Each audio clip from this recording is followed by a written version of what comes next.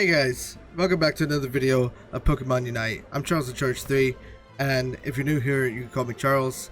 I post Pokemon Unite content on the daily, so consider subscribing, hitting that notification bell so you don't miss an upload. And if you enjoy this video, be sure to leave a like on this video. Today, I'm going to give you 20 tips to help you get to Master. So let's get into it. So, tip number 1 is have a small champ pool. So I know there's a lot of different Pokemon. There's a lot of different Pokemon to play, and it's really fun playing different Pokemon. But if you stick to one role, stick to 1 to 2 roles. If you're Ultra and below, stick to 1 to 2 roles and just play a small champ pool with primarily I would say about two to three champions per role. So if you're playing top or defender, or top and jungle, you want to have about 6 champions in total. So you have about 3 champions for top lane, 3 champions for jungle that you can really get to. But honestly, I think 3 champions is just overkill. And so I think just 2 really good solid meta tier champions is gonna be great for you.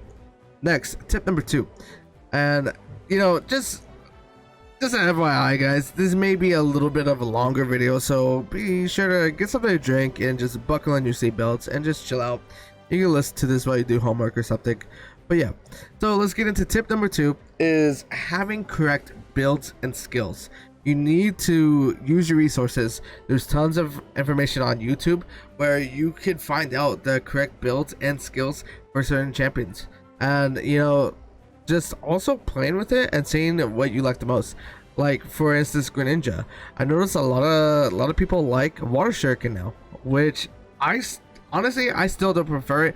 I still think Surf over Water Shuriken, but hey, to each their own, and everyone has a different playstyle, and that's the thing with a lot of these champions.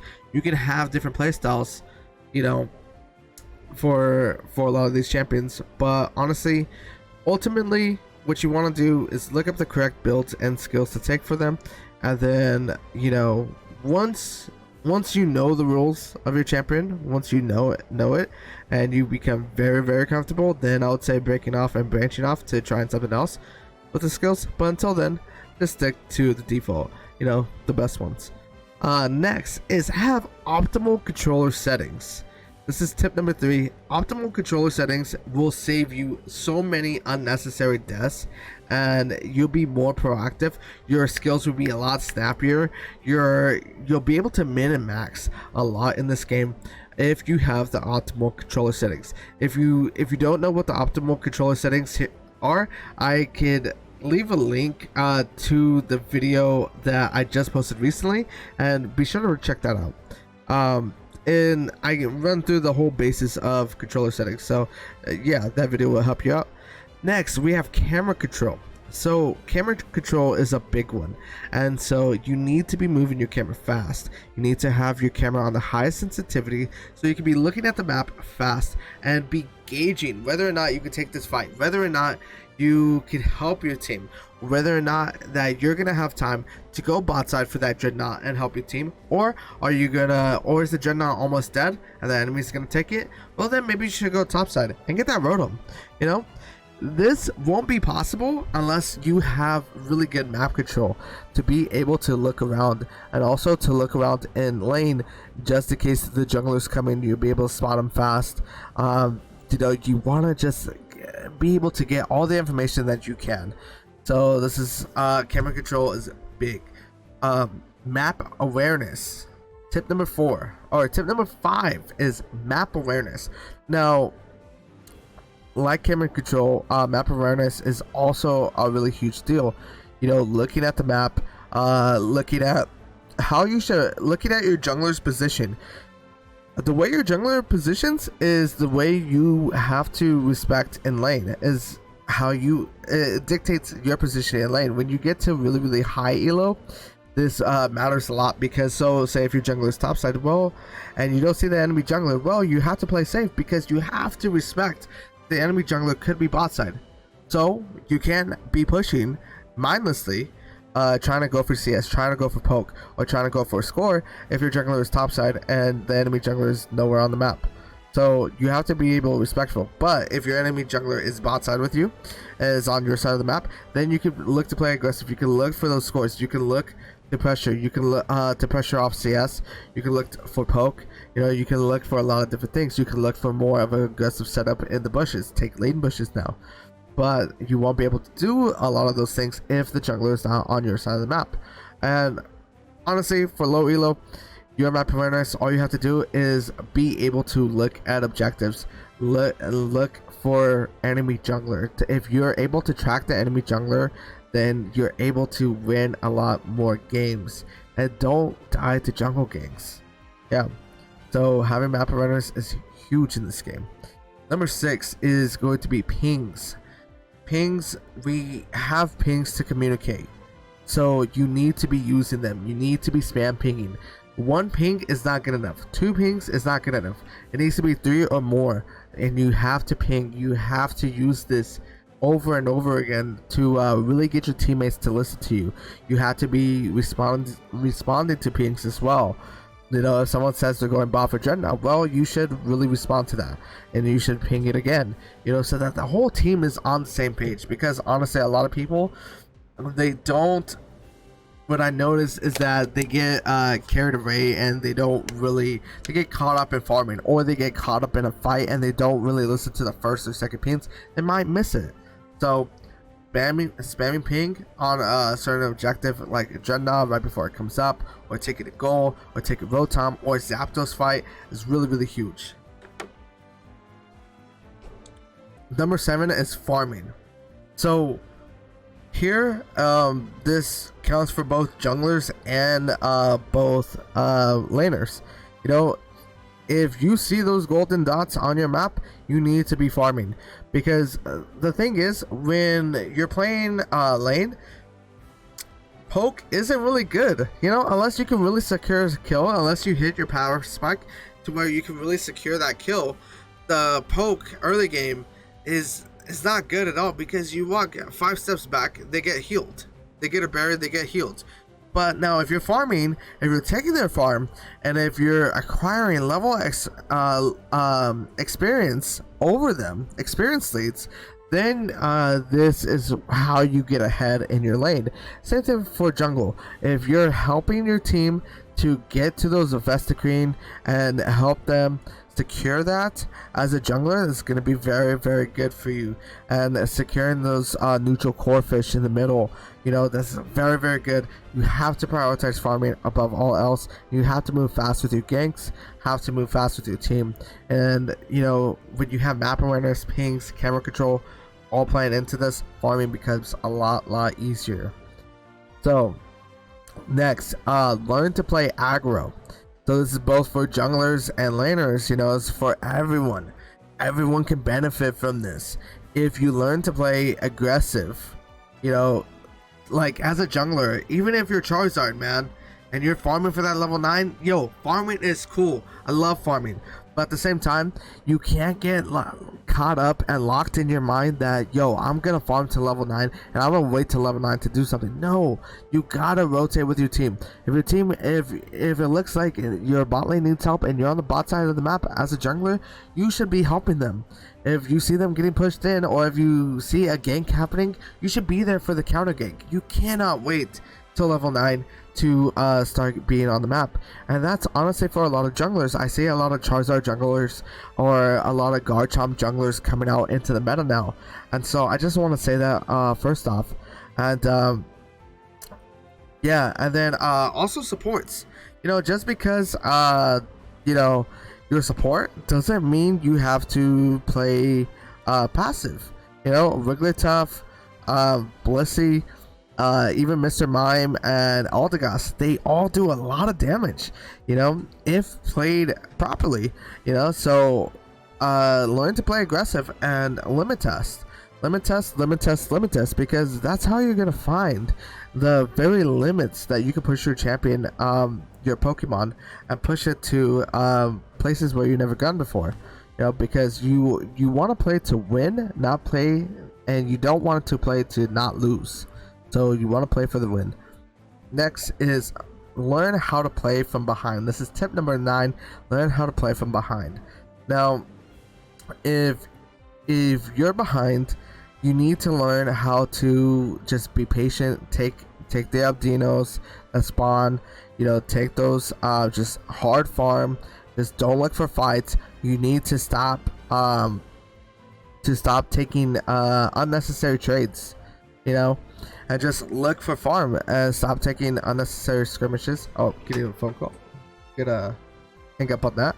But yeah. So that's something that you just have to learn, and you know, you just have to, like, learning how to play aggro. You have to learn how to play from behind. You have to learn your champions. That's why having a small champion pool, you learn when your champions power spikes hit, when when you're weak, and when you really need a farm or when you're really strong. And being able to identify those small key points is really going to change the tide of battle for you. So next is tip number 10 is stop overextending.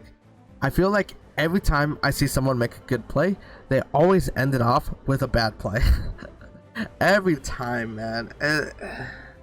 It happens so much where someone makes a good play, but they try to do a little bit more. They try, if you get 3 kills top lane and you're able to score, don't try to take that extra camp. Don't try to invade them and take their extra camp. Don't try to score on their second goal. Don't try to hang around when you're at quarter HP farming. Don't do that. Like, just take the reset. If you get the 3 kills and you're not able to score, hey, you know what? Take the reset. Just go back and look to reset and look to take something on the map. Maybe farm, or maybe rotating for Dreadnought, getting into early positioning so that you're able to get a better positioning on the enemy team, since they have to respawn. So yeah, just stop overextending. Don't go for those second goals. Don't try to score on the second goals. Don't be silly like that. It's really hard to be able to score without being able to score on the second goal. One, if you don't have your team, or number 2, if you don't have Zapdos. So it's really, really hard to score on those second goals. Number 11, tip number 11: when you're ahead, do not take Zapdos. Please, for the love of God, I beg of you, do not take Zapdos. Because here's the thing. Zapdos is only good for the team that is behind, and the reason why is that this could swing the tide of battle so that they are able to come back into the game. The Zapdos is only good, I repeat, Zapdos is only good for teams that are behind, not for teams that are ahead. If you have a lead, even by a small margin, like, at least you have that lead. Just defend the Zapdos and kill the enemy team. Once they're all dead, and they just keep coming in, piling in, just keep killing them, and you can look for back doors, while they're dead, but don't, because if you take Zapdos, if you're trying to take Zapdos and then they steal it, then guess what? You just gave your lead away to the enemy team for free when you didn't even have to, and now they end up scoring. There's 100 points, and what a goal comes out. You know what I'm saying? So you don't want to do that. Next, tip number 12 is expanding your champ pool. Now this is for higher elo only, so I would really only recommend this for a high veteran and ultra. Like, if you're a veteran 4 or 5, I would recommend expanding your champ pool and just learning more of the roles. If you learn what more of the roles do and how they interact with each other, then you start learning the game a little bit better. It becomes easier for you. And also, if you have to fill, when you start solo queuing by yourself and all the way up to master, like how I did, you're gonna have to fill a lot of games. I sometimes, like, I really want to play Greninja, but like, we don't have a support or we don't have a defender, so I'm gonna have to play Snorlax or Wigglytuff that game. It is what it is. Or sometimes we don't have a jungler. Yeah, like, sometimes you actually don't get a jungle, so you just gotta juggle that game, or you know, you need an attacker that game. So you gotta be flexible. You gotta be able to adjust, you know, on the fly to be able to win games and to have a better team comp synergy, you know. So next is number 13. Tip number 13: look at tier lists. Do not get tier listed. So I still see people playing Pikachu. Honestly, Pikachu is good, but if you can play something else, like if you can play a Greninja, if you can play a Cinderace, hell, if you can play a Gardevoir, a Venusaur, or Ninetales, like these are all much better picks than Pikachu, you know. And if you're playing champions that are low on tier lists, then you know you're going to get tier lists. You're going to see that the most better champions on the tier list are going to be winning a lot more games than the ones that are on the bottom of the tier list. We have the meta for a reason. If you're not playing meta, if you're not playing something that's even remotely close to A tier or S tier or even B tier champions, I would not go anywhere below B tier, and I would highly recommend you for not going B tier to begin with and just going and sticking with A and S tier. Now, but if you know, if you're really a one trick, right, like a one trick on say Crustle, you know, like then you know just keep playing it. But you know, just to let you know, I warned you, you know what I'm saying. So, and if you guys need videos on, if you guys want to look up a tier list, I have tier list videos on my channel already. You just go through my videos and watch them there if you'd like. Just letting you know. Next is number 14, never surrender. I can't tell you how many times where a game came so close with 3 points or 2 points and we won it. We came back and won it. Just because we didn't surrender, we took a game. There's so many times where we've been losing all game, right? Losing all game, and then all of a sudden we win a big fight at Zapdos, and then the game is just completely turned around, and what a goal comes out 5 times in a row, and it's just so sweet. Such a sweet victory to have. So yeah, guys, never surrender. This game is really, it can really go anyone's way right down to the very last second. So don't ever surrender, guys. Always keep your head up and always keep trying to play, you know, to your very best, because you could turn the game around. So number 15 is learn to close out games. Now there's so many times where I've seen people just honestly where they're just chasing kills at the very end instead of backing and playing defense. You know, like they already scored Zapdos, they're sitting in the enemy's base just trying to chase kills and this and that, wasting their ultis, wasting their flash, and just honestly just messing around. And well, someone's backdooring. 2 people are backdooring in your base, and they're getting those goals off. And hey, those points, you know, they're adding up. So you know what? Don't even risk it. As soon as you get to Zapdos, as soon as you score your points, you know, if you're in the lead, play defense. Don't let them score. If you're in the lead, don't let them score. Just play hard defense. That is how you close out the games properly. You know, don't let it come to a 50-50. Don't let it come down to where it's so close to where, you know, you're just over chasing and you don't know, like, after all that you won or not. Even after the Zapdos fight, you know, because you can still lose the game. Even though you won Zapdos, you can still lose the game. So anything is possible. So to be safe, learn to close out games properly, learn proper defense in the end game. Number 16. Tip number 16: learn your champion's power spikes and weak points. I touched up on this a little bit earlier in the video, but yeah, you need to learn your champion's power spikes and weak points. This is where the small champion pool comes in, you're able to learn this. If you play 100 games of Greninja, you're gonna learn at what point is Greninja really strong. At what point can you say, oh, you know what, I can win this fight. Oh, dude, I can go in here. Oh, I can take this. I'm able to steal this. You know, so you really need to just play one champion, 1 to 2 champions, and play it a lot, and then play it until it comes to second nature, to where you know every time when you're strong and when you're weak. And if you know those 2 key points, when you're strong and when you're weak, you're able to make better decisions off that.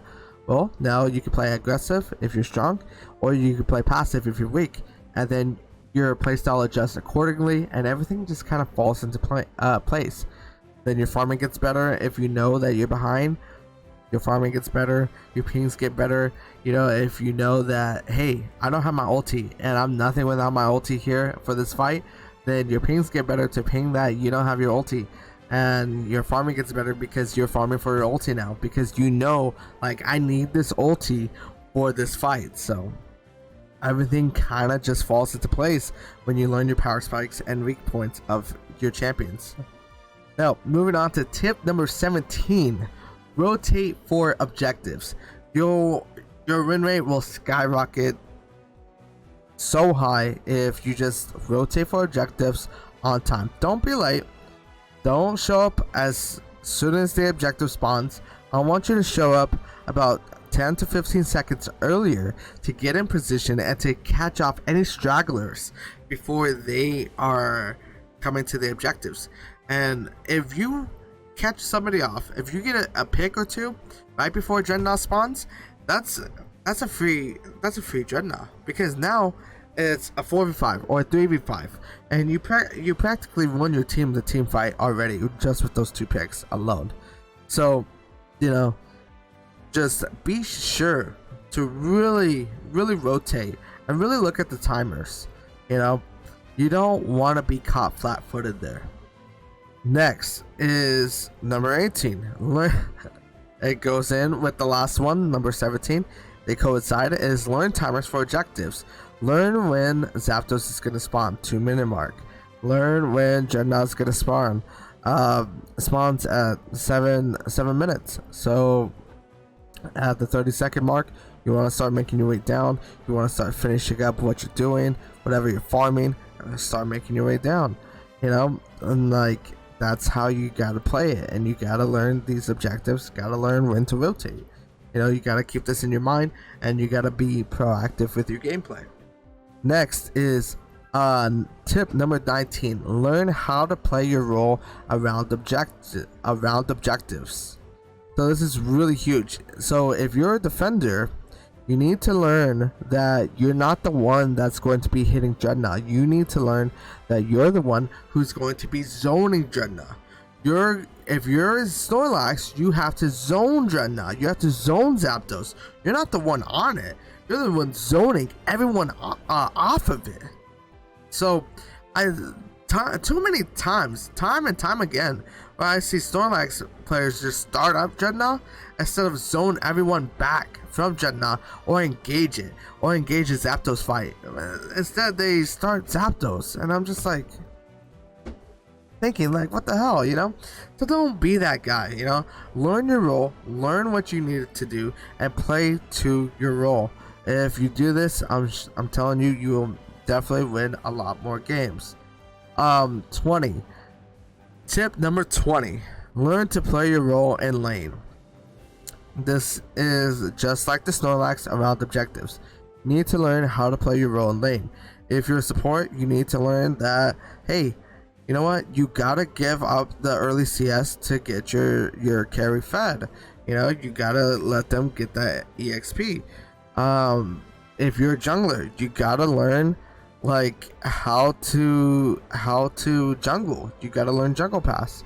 You gotta learn which lane to gank early. You gotta, you know, you gotta keep this in mind. You can't just be pathing around the jungle without a plan. And same thing with laners. You can't be going into lanes without a plan. You need to know, like, can I bully this lane? Well, if I can, I need to play aggressive. I need to put the pressure on them. If it's a guard chomp early game in lane, like, you need to put the pressure on him. I don't care what champion you're playing, like, just put the pressure on him. I'm telling you. And most likely you'll probably end up with a kill or an EXP lead. Either way, those are going to be great outcomes. And just a bonus tip for you guys, it's just honestly, take breaks. Take breaks.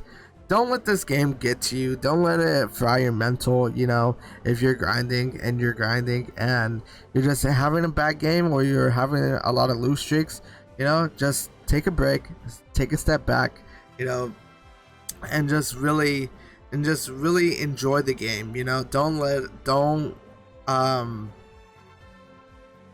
play when the game feels like it's not fun anymore. You know, don't play. Just take a break. We all get there. We all get frustrated with ranked. You know, so that's just something that I want to share with you guys. It's helped me out a lot get to Masters, because there's some annoying ranks in Masters. So yeah, that is a 20 tips to Masters guide. So I hope you guys have a great day, and you know, hopefully you achieve that master rank that we're all trying to get to. And yeah, and if you guys do enjoy this content, please leave a like on the video, and consider subscribing. I release Pokemon Unite content every day. Hit the notification bell so you don't miss a video. And I also stream over on Twitch 4 days a week, Friday, Saturday, Sunday, and Monday at 1 a.m. PST. You can catch me live on Twitch as well. Until next time, guys, it's Charles in Charge 3, and I'm sending out. Peace.